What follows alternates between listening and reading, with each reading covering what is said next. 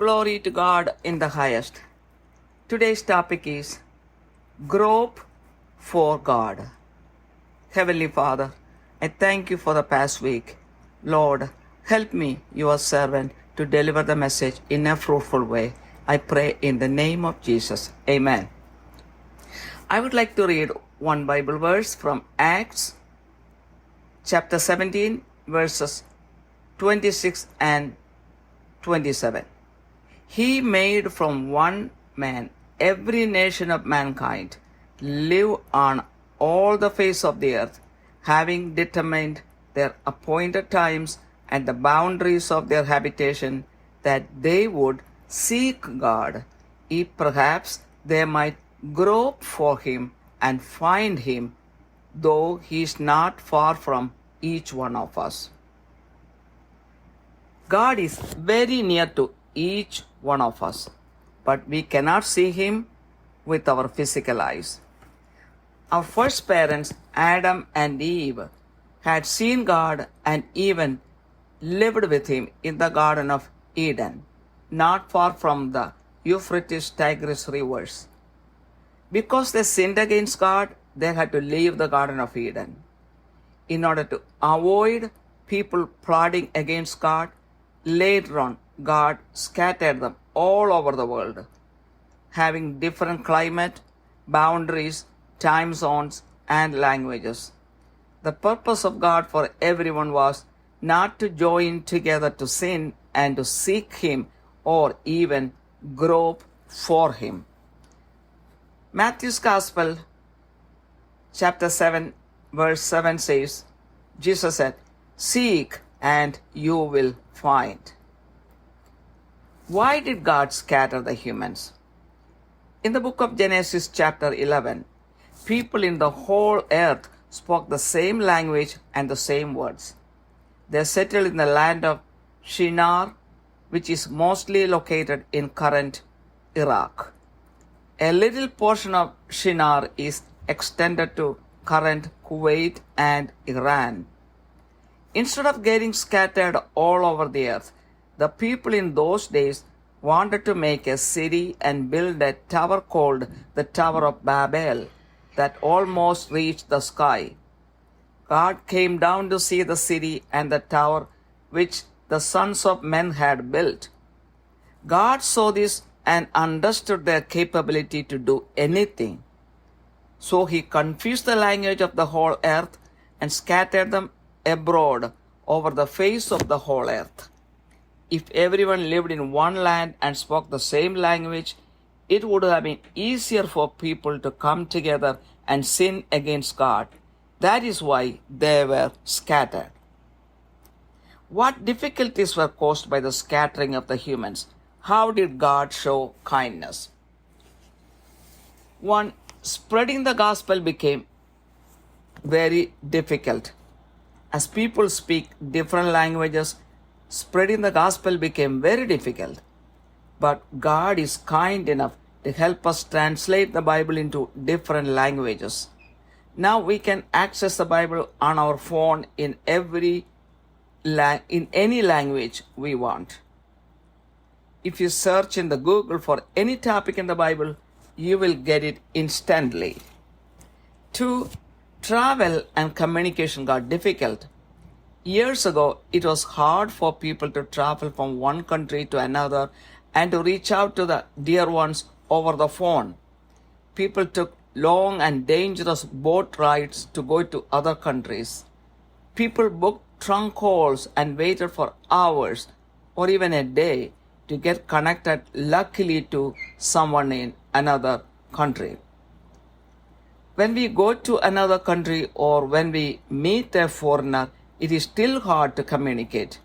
Now the only solution is to learn some English. When we went to China a few years ago, we wanted to order food in a restaurant. They did not speak English and we did not speak Chinese. But the modern technology helped us very much. We could order food through an app on the phone using English and they got it translated to Chinese. They taught us how to do it. Now airplanes will take us to any part of the world in a short time. Now we can make a video call to any part of the world within seconds. We can carry copies of documents on the phone, or someone can send copy of a document within seconds. Zoom meetings, including prayers, consisting of people from all over the world, is a common practice now. On a timely fashion, God modernized and updated the needed conveniences of people through science and technology because our God is full of loving kindness. It is sad that people have the tendency to give all the credit to science instead of giving to God who created science.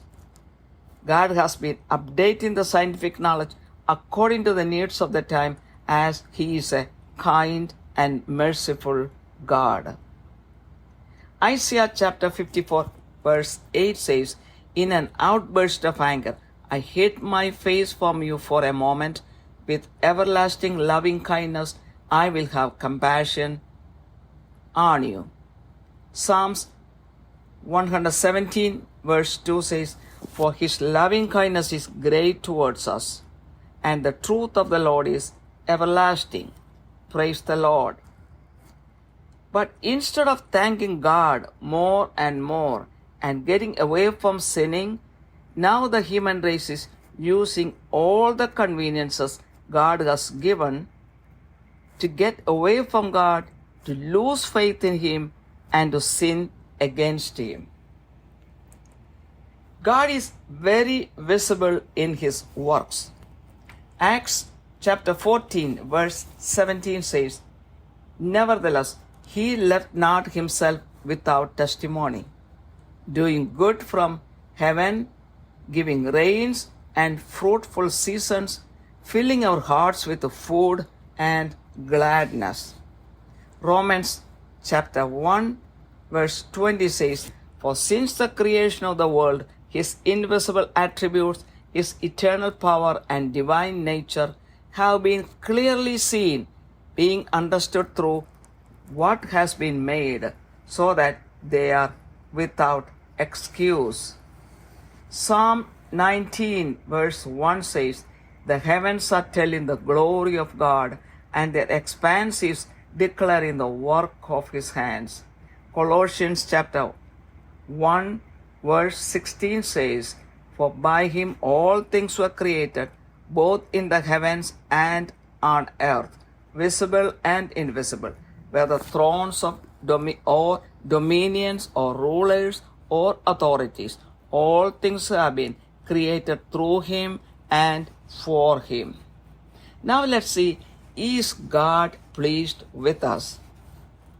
Psalms 14 and Psalms 53 verses 2 and 3 in both says, "The Lord has looked down from heaven upon the sons of men to see if there are any who understand, who seek after God. They have all turned aside. Together they have become corrupt. There is no one who does good, not even one." Thousands of years have passed by since God revealed Himself to the humans. He sent His only Son Jesus to live on the earth and reveal His Father through words, actions, and miracles. He underwent a bloody crucifixion for our sins, as God loved us so much. He has promised in us so many places in the Bible that He will come to Zion to rule on the earth, which is the new heaven and the new earth.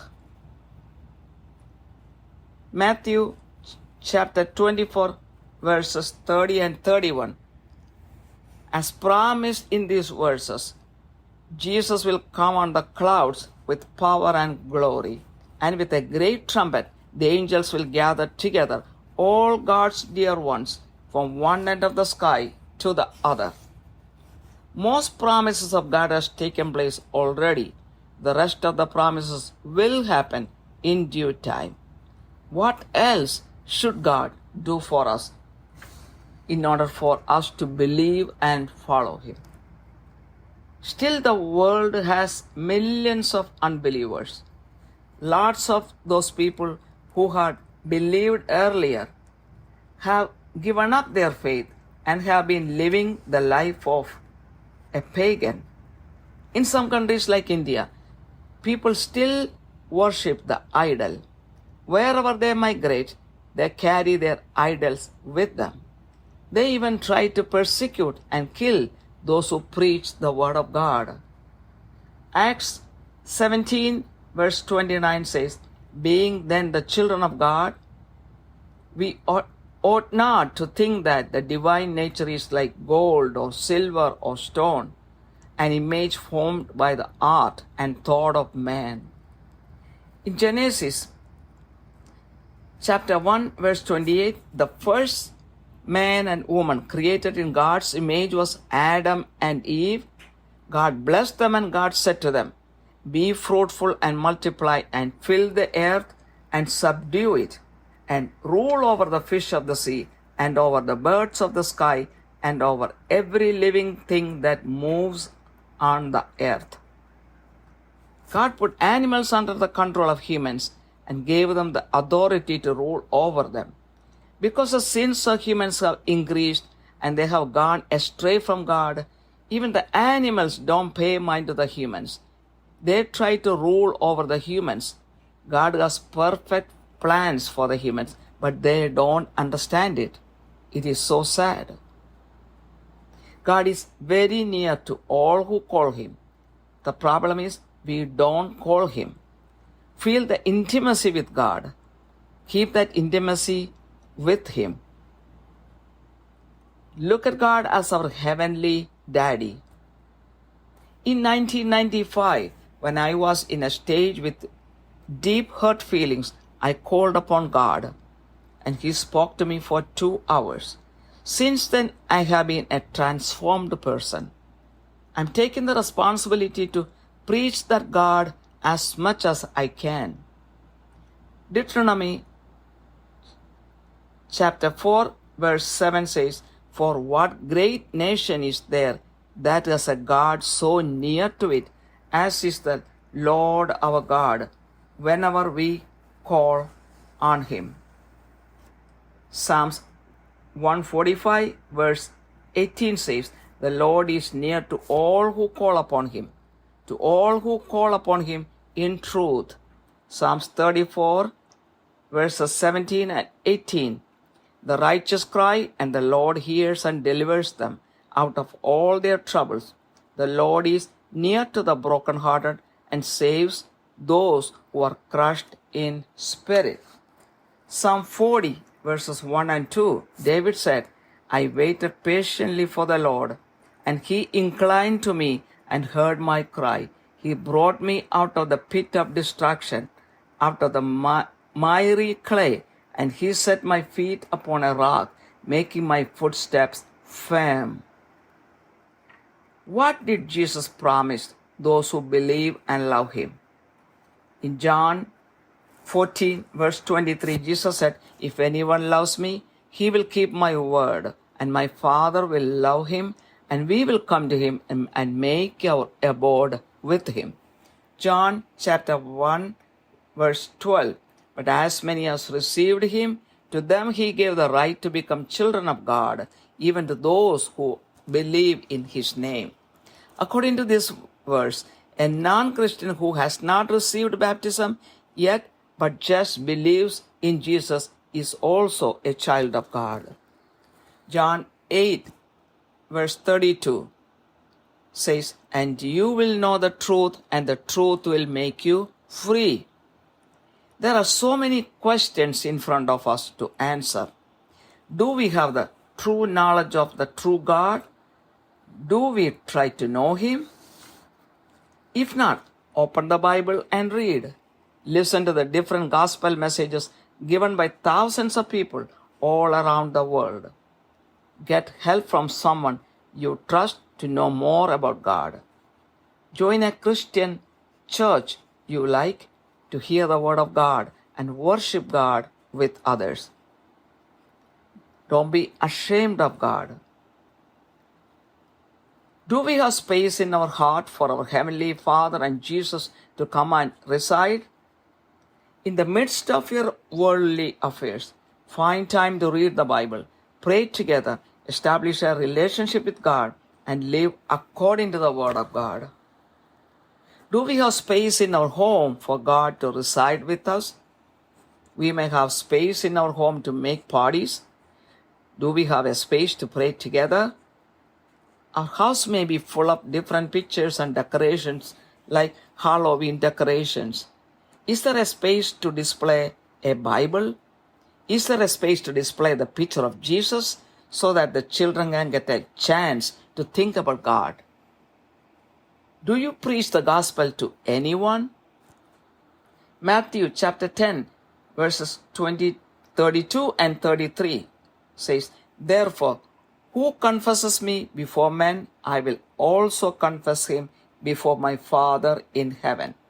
But whoever denies me before men, I will also deny him before my Father in heaven. Jesus said this. Matthew chapter 28 verses 19 and 20.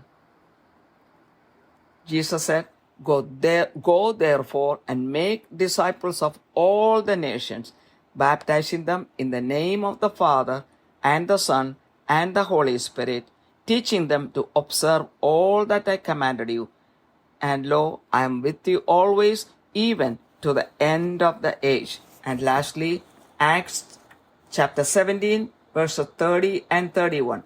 Therefore, having overlooked the times of ignorance, God is now declaring to men that all people everywhere should repent, because he has fixed a day in which he will judge the world in righteousness through a man whom he has appointed, having furnished proof to all men by raising him from the dead.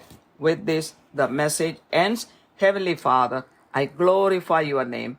Lord, bless everyone who hears this message. I thank you, Lord, for your mercy upon the world. I give in your hands, Lord, those who don't know you and those who have gone astray from you.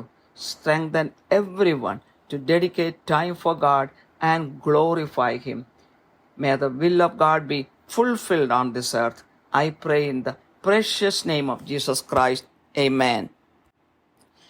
ദൈവ തിരുനാമത്തിന് മഹത്വമുണ്ടായിരിക്കട്ടെ. ഇന്നത്തെ ചിന്താവിഷയം ദൈവത്തെ തപ്പി കണ്ടുപിടിക്കുക.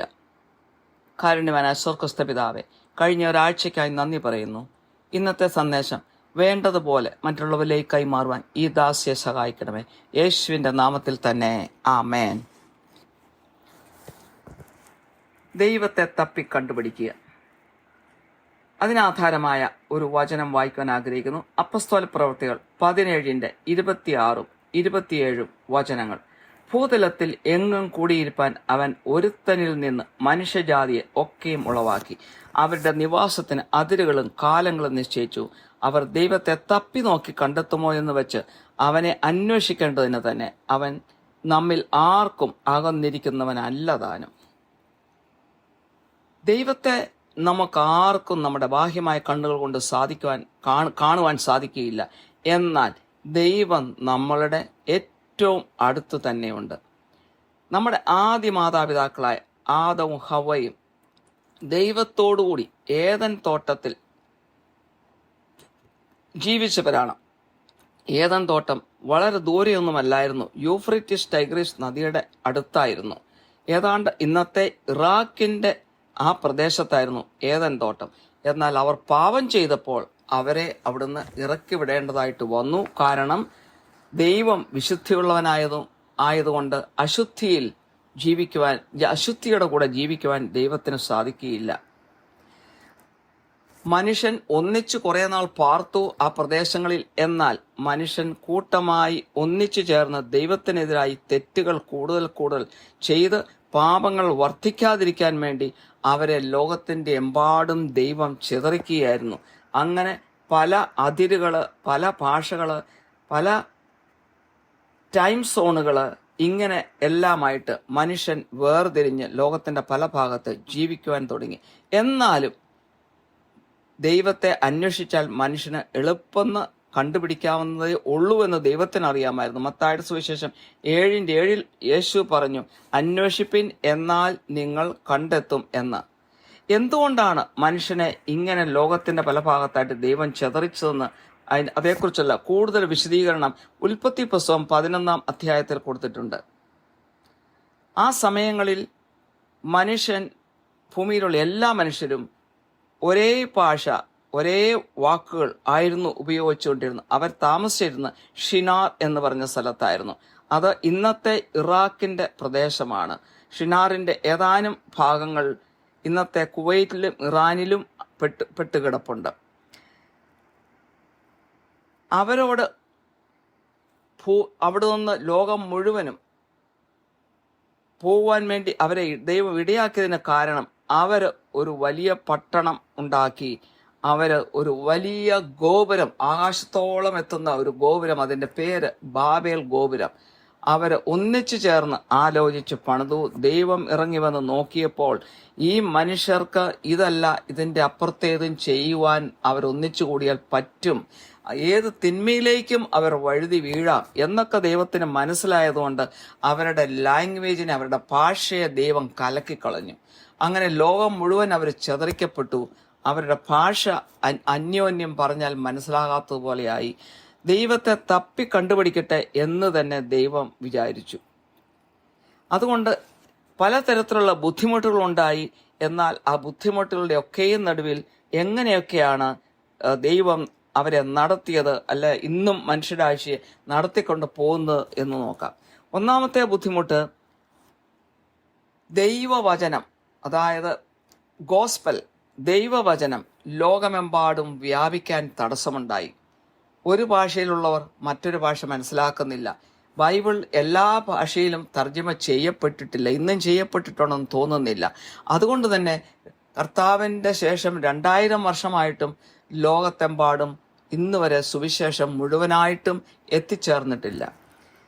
എന്നാൽ അവിടെയും ദൈവം കരുണ കാണിച്ചു. അനേക ഭാഷകളിലേക്ക് വർഷങ്ങളെടുത്തുവെങ്കിലും പരിഭാഷ ചെയ്യപ്പെടുവാനായിട്ട് ഇടയായി. ഇന്ന് അനേക ഭാഷകളിൽ സുവിശേഷം ഉണ്ട്. ഇന്ന് എല്ലാവരുടെയും ഫോണിൽ തന്നെ സുവിശേഷത്തിൻ്റെ ഒരു ആപ്പ് ഉണ്ട്. ഏത് ഭാഷയിലും അത് കിട്ടും. അതുപോലെ തന്നെ ഗൂഗിൾ അടിച്ചു നോക്കിക്കഴിഞ്ഞാൽ സുവിശേഷത്തിലെ ഏത് കാര്യത്തെക്കുറിച്ച് അറിയണോ അതെല്ലാം അവിടെ കിട്ടും. അപ്പോൾ അങ്ങനെയെല്ലാം ദൈവം കരുണ കാണിച്ചുകൊണ്ട് മനുഷ്യനെ നടത്തി. രണ്ടാമതായിട്ട്, യാത്രയും മനുഷ്യർ തമ്മിലുള്ള സമ്പർക്കവും ബുദ്ധിമുട്ട് ആയിട്ട് വന്നു. വർഷങ്ങൾക്ക് മുമ്പ് ഒരു രാജ്യത്തു നിന്ന് വേറൊരു രാജ്യത്തിലേക്ക് പോകണമെങ്കിൽ മനുഷ്യർക്ക് ബോട്ടുകളിൽ സഞ്ചരിക്കണമായിരുന്നു. അത് ഭയങ്കര അപകടം പിടിച്ചതായിരുന്നു എന്ന് എല്ലാവർക്കും അറിയാം. അതുപോലെ തന്നെ ഒരു രാജ്യത്തു നിന്ന് വേറൊരു രാജ്യത്തേക്ക് ഫോൺ വിളിക്കണമെങ്കിൽ ട്രങ്ക് കോള് ബുക്ക് ചെയ്ത് മണിക്കൂറുകളോ ചിലപ്പോൾ ഒരു ദിവസം വരെ വെയിറ്റ് ചെയ്യണം. ഭാഗ്യത്തിന് കിട്ടിയാൽ കിട്ടി എന്നേ പറയാനൊക്കത്തുള്ളൂ. എന്നാൽ ഇന്ന് ഈ സാഹചര്യങ്ങൾ എല്ലാം മാറി. ഇന്ന് ഏതാനും മണിക്കൂറുകൾ കൊണ്ട് ഒരു രാജ്യത്ത് നിന്ന് ഏതൊരു രാജ്യത്തിലേക്കും മനുഷ്യന് കടന്നു പോകാൻ സാധിക്കും. അതുപോലെ ട്രങ്ക് കോളുകളൊന്നും ബുക്ക് ചെയ്യേണ്ട ആവശ്യമില്ല. ഇന്നത്തെ ഫോൺ സൗകര്യങ്ങൾ നിമിഷ നേരം കൊണ്ട് ലോകത്തിൻ്റെ ഏതൊരു ഭാഗത്തും ആരെയും ഒരു പണവും കൊടുക്കാതെ വിളിക്കാനുള്ള എല്ലാ സാഹചര്യങ്ങളും ഉണ്ട്. ഭാഷ അങ്ങോട്ടും ഇങ്ങോട്ടും അറിയത്തില്ലെങ്കിലും അത് മാനേജ് ചെയ്യാനുള്ള ചില വഴികളുണ്ട്. ഞങ്ങൾ ഈ അടുത്ത കാലത്ത് ചൈനയിൽ പോയപ്പോൾ, 2019 ചൈനയിൽ പോയപ്പോൾ ഒരു റെസ്റ്റോറൻറ്റിൽ ചെന്ന് ഫുഡ് ഓർഡർ ചെയ്യണമെന്ന് ആഗ്രഹിച്ചെങ്കിലും ചൈനീസ് ഭാഷ ഞങ്ങൾക്കറിയത്തില്ല, അവർക്ക് ഇംഗ്ലീഷും അറിയത്തില്ല.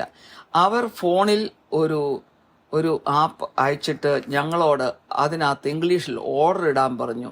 ഞങ്ങൾ ഇംഗ്ലീഷിൽ ഓർഡർ ഇട്ടു. അവർക്കത് അവരുടെ ഭാഷയിൽ, ചൈനീസ് ഭാഷയിൽ അവർക്കത് കിട്ടി. അങ്ങനെ കമ്മ്യൂണിക്കേഷൻ അതിൽ കൂടെ നടത്തിക്കൊണ്ട്, മുഖാമുഖം നോക്കിക്കൊണ്ട് കമ്മ്യൂണിക്കേഷൻ ഫോണിൽ കൂടി നടത്തി കാര്യങ്ങൾ ഭംഗിയായിട്ട് നടന്നു. അപ്പോൾ എല്ലാത്തിനും ഒരു പോം വഴിയുണ്ട്. ഇന്ന് നിമിഷ നേരം കൊണ്ട് ഒരു രാജ്യത്ത് നിന്ന് മറ്റൊരു രാജ്യത്തേക്ക് മനുഷ്യന് പോകാനായിട്ട് സാധിക്കും. ഡോക്യുമെന്റുകളൊന്നും ഒത്തിരി ചുവന്നുകൊണ്ട് പോകാതെ എല്ലാം ഫോണിലും ലാപ്ടോപ്പിലും ഒക്കെ ആയിട്ട് മനുഷ്യർക്ക് അത് സേവ് ചെയ്ത് വെക്കാൻ സാധിക്കും. ഒരു ഡോക്യുമെന്റ് മറന്നുപോയെന്ന് വിചാരിച്ച് കുഴപ്പമൊന്നുമില്ല. ആരെങ്കിലും ഒരു പിക്ചർ എടുത്ത് അയച്ചാൽ മതി, നിമിഷ നേരം കൊണ്ട് അത് എവിടെയും കിട്ടും. അങ്ങനെ എല്ലാ സൗകര്യങ്ങളും കൂടി ആധുനിക രീതിയിലുള്ള എല്ലാ സൗകര്യങ്ങളും മനുഷ്യന്റെ ആവശ്യമനുസരിച്ച് ടെക്നോളജി ഉപയോഗിച്ച്, അതായത് സാങ്കേതിക വിദ്യ ഉപയോഗിച്ച് ദൈവം എപ്പോഴും എപ്പോഴും ആധുനീകരിച്ചു കൊണ്ടിരുന്നു എന്നുള്ളതാണ് സത്യം. എന്നാൽ മനുഷ്യർ പലപ്പോഴും സയൻസിനാണ് പ്രാധാന്യം കൊടുക്കുന്നത്. സയൻസിനെ പുകഴ്ത്തുന്നു, ദൈവത്തെ പുകഴ്ത്തുന്നില്ല. ഈ സയൻസിനെ സൃഷ്ടിച്ച ദൈവം ആണ്, സയൻസിനെ സൃഷ്ടിച്ചത് ദൈവമാണെന്ന് മനുഷ്യൻ മറന്നു പോകുന്നു. മനുഷ്യ ബുദ്ധി കൊടുക്കുന്നത് ദൈവമാണെന്ന് മനുഷ്യൻ മറന്നു പോകുന്നു. അതുകൊണ്ട് ദൈവത്തിന് കൊടുക്കേണ്ട പ്രാധാന്യം കൊടുക്കാൻ മനുഷ്യൻ മറന്നു പോകുന്നു. ഐസിയ 54:8 പറയുന്നു, ക്രോധാധിക്യത്തിൽ ഞാൻ ക്ഷണനേരത്തേക്ക് എൻ്റെ മുഖം നിനക്ക് മറച്ചുവെങ്കിലും നിത്യതയോടെ ഞാൻ നിന്നോട് കരുണ കാണിക്കുമെന്ന് നിന്റെ വീണ്ടെടുപ്പുകാരനായി യഹോവ അരുളി ചെയ്തു എന്ന്. സാം 117:2 പറയുന്നു, നമ്മോടുള്ള അവിടുത്തെ കാരുണ്യം ശക്തമാണ്, കർത്താവിന്റെ വിശ്വസ്ത എന്നേക്ക് നിലനിൽക്കുന്നു, കർത്താവിനെ സ്തുതിക്കുവിൻ എന്ന്. എന്നാൽ ദൈവത്തോട് ഇതിനൊക്കെ നന്ദി പറയേണ്ടതിന് പകരം ദൈവത്തിൽ നിന്ന് അകന്നു പോവുകയും പാപം ചെയ്യുകയും വിശ്വാസം നഷ്ടപ്പെടുത്തുകയും ഒക്കെ ചെയ്തുകൊണ്ട് മനുഷ്യൻ ഇന്നും ഒരു കൂസലുമില്ലാതെ മുന്നോട്ട് പോകുന്നു. ദൈവത്തെ മനസ്സിലാക്കണമെങ്കിൽ ദൈവത്തിന്റെ കരവേല ഈ ഭൂമിയിലും ആകാശത്തുമുള്ളത് മാത്രം നോക്കിയാൽ മതി. അപ്പോസ്തല പ്രവൃത്തികൾ 14:17 പറയുന്നു, എങ്കിലും അവൻ നന്മ ചെയ്യുകയും ആകാശത്തുനിന്ന് മഴയും ഫലപുഷ്ടിയുള്ള കാലങ്ങളും നിങ്ങൾക്ക് തരികയും ആഹാരവും സന്തോഷവും നൽകി നിങ്ങളെ തൃപ്തരാക്കുകയും ചെയ്തു പോകുന്നതിനാൽ തന്നെക്കുറിച്ച് സാക്ഷ്യം തരാതിരുന്നിട്ടില്ല എന്ന്. റോമൻസ് 1:20 പറയുന്നു, ദൈവം അവർക്ക് വെളിവാക്കിയല്ലോ, അവന്റെ നിത്യശക്തിയും ദിവ്യത്വവുമായി അവന്റെ അദൃശ്യ ലക്ഷണങ്ങൾ ലോക സൃഷ്ടി മുതൽ അവന്റെ പ്രവൃത്തികളാൽ ബുദ്ധിക്ക് തെളിവായി വെളിപ്പെട്ടു വരുന്നു, അവർക്ക് പ്രതിവാദമില്ലാതിരിക്കേണ്ടതിന് തന്നെ. സങ്കീർത്തനം 19:1 പറയുന്നു, ആകാശം ദൈവത്തിന്റെ മഹത്വത്തെ വർണ്ണിക്കുന്നു, ആകാശവിധാനം അവന്റെ കൈവേലയെ പ്രസിദ്ധമാക്കുന്നുവെന്ന്. കൊളോഷ്യൻസ് 1:16 പറയുന്നു, സ്വർഗത്തിലുള്ളതും ഭൂമിയിലുള്ളതും ദൃശ്യമായതും അദൃശ്യമായതും സിംഹാസനങ്ങളാകട്ടെ, കർത്തൃത്വങ്ങളാകട്ടെ, വാഴ്ചകളാകട്ടെ, അധികാരങ്ങളാകട്ടെ, സകലവും അവൻ മുഖാന്തരം സൃഷ്ടിക്കപ്പെട്ടു, അവൻ മുഖാന്തരം അവനായിട്ടും സകലവും സൃഷ്ടിക്കപ്പെട്ടിരിക്കുന്നു. ഇനി ഈ ദൈവം നമ്മളിൽ പ്രസാദിച്ചിട്ടുണ്ടോ? സങ്കീർത്തനം 14:2 സങ്കീർത്തനം 53:2-3 വചനങ്ങളിലുമായിട്ട് പറയുന്നു, ദൈവത്തെ അന്വേഷിക്കുന്ന ബുദ്ധിമാനുണ്ടോ എന്ന് കാണുവാൻ യഹോവ സ്വർഗത്തിൽ നിന്ന് മനുഷ്യപുത്രന്മാരെ നോക്കുന്നു. എല്ലാവരും വഴിതെറ്റി ഒരുപോലെ കൊള്ളരുതാത്തവരായി തീർന്നു, നന്മ ചെയ്യുന്നതിനില്ല ഒരുത്തൻ പോലുമില്ല എന്ന്. ദൈവത്തെ തന്നെ സ്വയം വെളിപ്പെടുത്തിയിട്ട് ആയിരക്കണക്കിന് വർഷങ്ങളായി, ഏതാണ്ട് 6000 വർഷമായി ആദത്തെയും ഹവ്വായെയും സൃഷ്ടിച്ചിട്ട് തന്നെ ദൈവത്തിന്റെ പുത്രനെ തന്നെ ഭൂമിയിലേക്ക് പറഞ്ഞയച്ച് വചനങ്ങളാലും പ്രവൃത്തികളാലും അത്ഭുതങ്ങളാലും ദൈവം ആരാണെന്ന് കാണിച്ചു കൊടുത്തു. ഒരു ബ്ലഡി ക്രൂശീകരണം തന്നെ മനുഷ്യന്റെ പാപത്തിനു വേണ്ടി ആ മകൻ ഏറ്റെടുക്കേണ്ടി വന്നു. അതുപോലെ ദൈവം സുവിശേഷത്തിന്റെ അനേക ഭാഗങ്ങളിലായിട്ട് ദൈവം ഈ ഭൂമിയിലേക്ക് ഇറങ്ങി വന്ന് രാജാവായി വരുമെന്ന്, അതായത് പുതിയ ആകാശവും പുതിയ ഭൂമിയുമായി ദൈവം ഇവിടെ ഭരണം നടത്തുമെന്ന് അനേക സ്ഥലങ്ങളിൽ പറഞ്ഞിട്ടുണ്ട്. പ്രത്യേകിച്ച് വെളിപാടിന്റെ 21-ാമത്തെ അധ്യായത്തിൽ. മത്തായിയുടെ സുവിശേഷം 24:30-31 വചനങ്ങളിൽ കർത്താവ് വാനമേഘങ്ങളിൽ പ്രത്യക്ഷപ്പെടുമെന്നും വലിയ മഹത്വത്തോടെ വരുമെന്നും കാഹളധ്വനിയോടെ വരുമെന്നും ദൈവദൂതന്മാര് ഒരറ്റം മുതൽ മറ്റേ അറ്റം വരെ ദൈവത്തിന്റെ മക്കളെ എടുത്തുകൊണ്ട് ആകാശത്തിന്റെ ഒരറ്റം മുതൽ മറ്റേ അറ്റം വരെ ആക്കി വെക്കുമെന്നും വാഗ്ദാനം ചെയ്തിട്ടുണ്ട്. ദൈവത്തിന്റെ അനേകം വാഗ്ദാനങ്ങൾ നിറവേറിക്കഴിഞ്ഞു, ഇനിയും ഉള്ളത് നിറവേറുക തന്നെ ചെയ്യും. ദൈവം നമ്മളോട് എപ്പോഴും കരുണ കാണിച്ചുകൊണ്ടാണിരുന്നു. ഇതിൽ കൂടുതൽ ദൈവം എന്താണ് മനുഷ്യന് വേണ്ടി ചെയ്യേണ്ടത്? അതാണ് നമ്മൾ ചിന്തിക്കേണ്ടത്.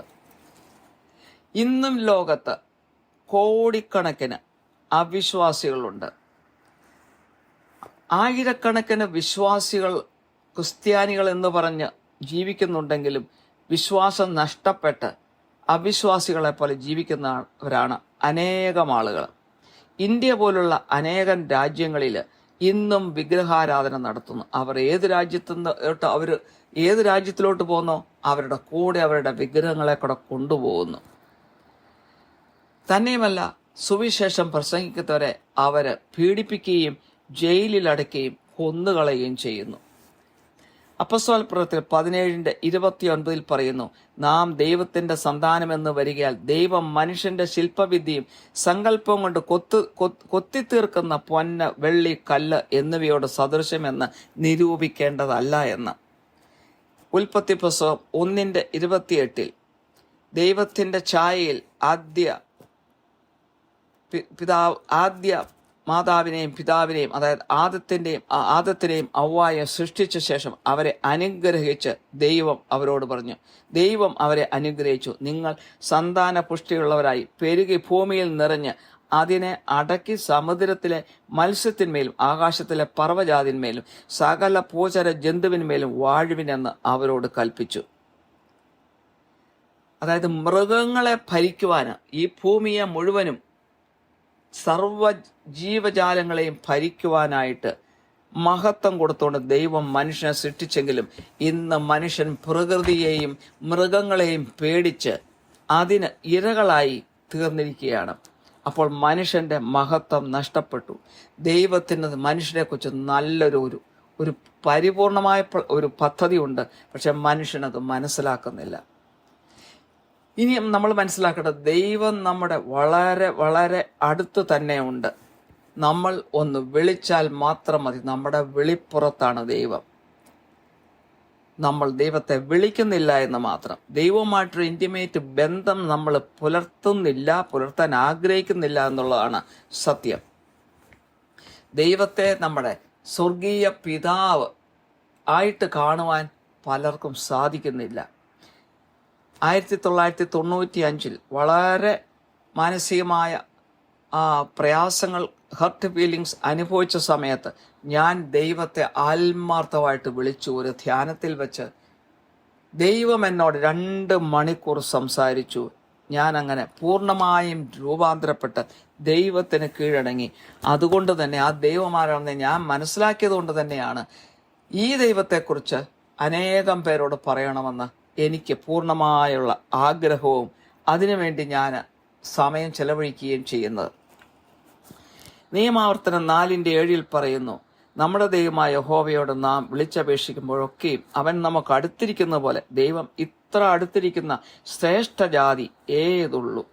സങ്കീർത്തനം 145:18 പറയുന്നു, യഹോവ തന്നെ വിളിച്ചപേക്ഷിക്കുന്ന ഏവർക്കും, സത്യമായി തന്നെ വിളിച്ചപേക്ഷിക്കുന്ന ഏവർക്കും സമീപസ്ഥനാകുന്നു.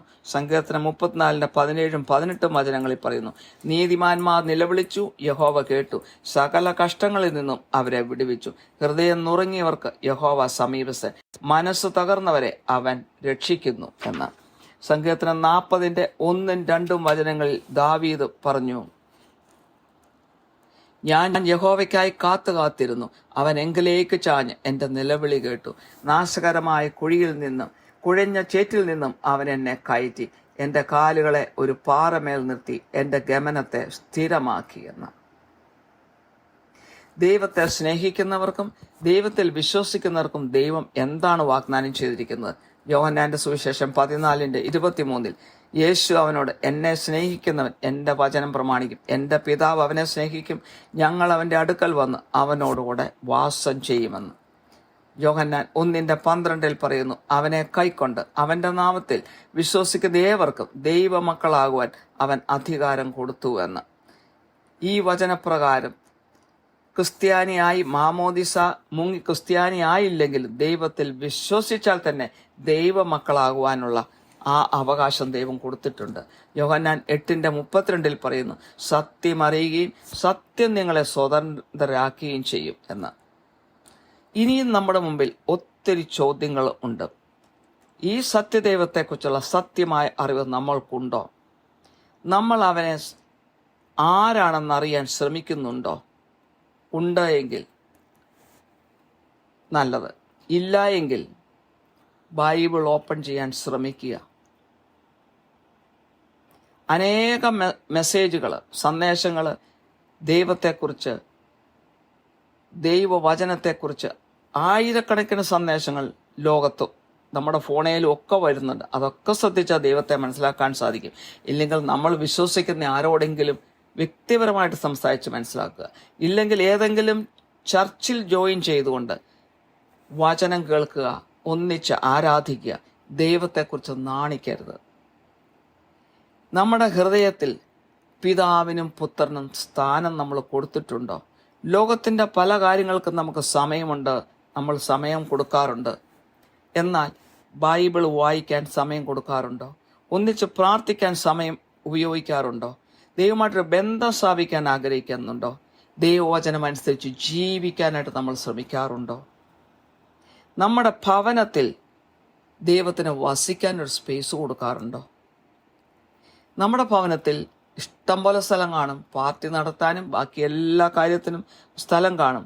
പക്ഷെ ഒന്നിച്ച് പ്രാർത്ഥിക്കാൻ ഒരു പ്രത്യേക സ്ഥലം ഒരുക്കിയിട്ടുണ്ടോ? ഒരു പായെങ്കിലും വിരിച്ചിട്ട് പ്രാർത്ഥിക്കാനുള്ള ഒരു ശ്രമം നടത്താറുണ്ടോ? അത്രയും സ്പേസ് എങ്കിലും സ്പെഷ്യലായിട്ട് ദൈവത്തിന് വേണ്ടി മാറ്റി വെക്കാറുണ്ടോ? നമ്മുടെ വീട്ടിൽ ഒത്തിരി പിക്ചേഴ്സ് കാണും, ഡെക്കറേഷൻസ് കാണും, ഹാളോവീൻ ഡെക്കറേഷൻ പോലെയുള്ള പല ഡെക്കറേഷൻസ് കാണും.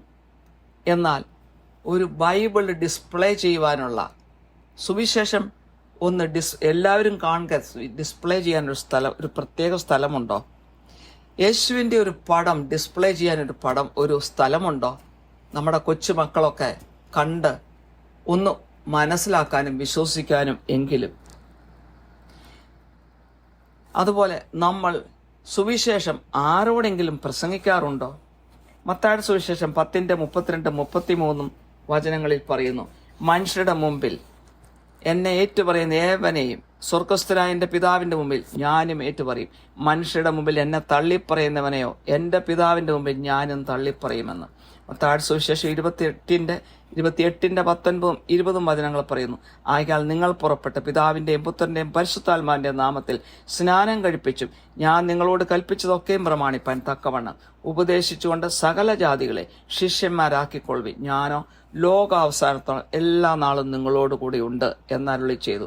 അവസാനമായി അപ്പസ്തോല പ്രവർത്തികൾ 17:30-31 വചനങ്ങളിൽ പറയുന്നു, എന്നാൽ അറിയായ്മയുടെ കാലങ്ങളെ ദൈവം ലക്ഷ്യമാക്കാതെ ഇപ്പോൾ എല്ലായിടത്തും എല്ലാവരും മാനസാന്തരപ്പെടണമെന്ന് മനുഷ്യരോട് കൽപ്പിക്കുന്നു.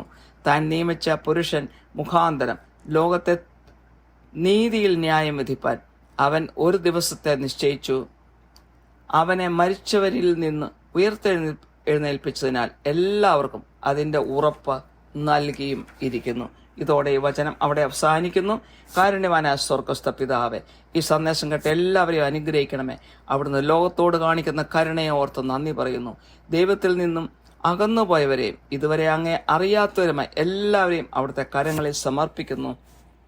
ദൈവത്തിന് വേണ്ടി സമയം മാറ്റിവെക്കുവാനും അവിടുത്തെ മഹത്വപ്പെടുത്തുവാനും എല്ലാവരെയും ശക്തിപ്പെടുത്തണമേ. ദൈവഹിതം ഭൂമിയിൽ നിറവേറട്ടെ എന്ന് പ്രാർത്ഥിക്കുന്നു. മാനവും മഹത്വവും അവിടുത്തേക്ക് തരുന്നു. യേശുക്രിസ്തുവിന്റെ വിലയേറിയ നാമത്തിൽ തന്നെ. ആമേൻ.